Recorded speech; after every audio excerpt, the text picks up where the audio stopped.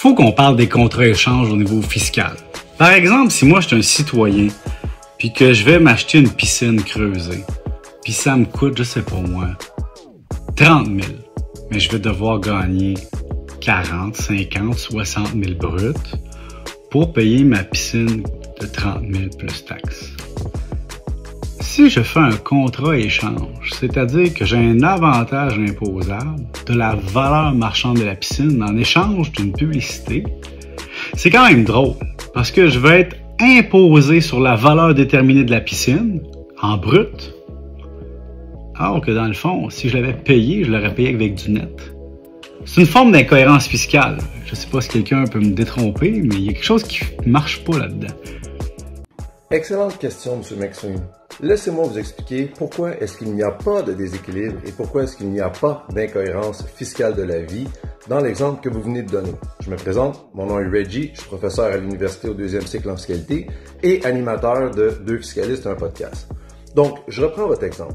Si vous recevez une piscine d'une valeur de 30 000 en échange d'une publicité, vous avez raison, vous devez effectivement vous imposer sur 30 000 Prenons un taux d'imposition de 50 %.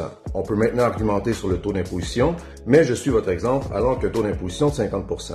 Vous devez payer 15 000 d'impôts. Mais pour payer ce 15 000 d'impôts-là, vous avez besoin d'une source de revenus, fort probablement un salaire. Donc, vous avez besoin de recevoir un salaire de 15 000 Mais sur ce salaire de 15 000 vous devez aussi payer l'impôt. Donc, vous avez besoin de vous sortir un autre 7 500 sur lequel vous devrez aussi payer de l'impôt et ainsi de suite.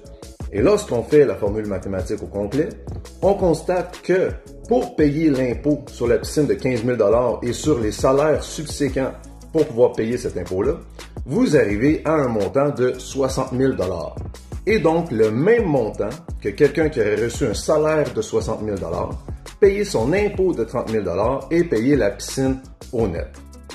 Donc, c'est ce qui explique pourquoi dans votre exemple, il n'y a pas de déséquilibre ou d'incohérence fiscale. Maintenant, vous pourriez me dire, oui, mais si j'avais déjà l'argent par ailleurs, j'ai pas eu besoin d'une source de revenus. Effectivement, mais pour avoir cet argent-là par ailleurs, c'est de l'argent après impôt, donc vous avez déjà payé cet impôt-là antérieurement.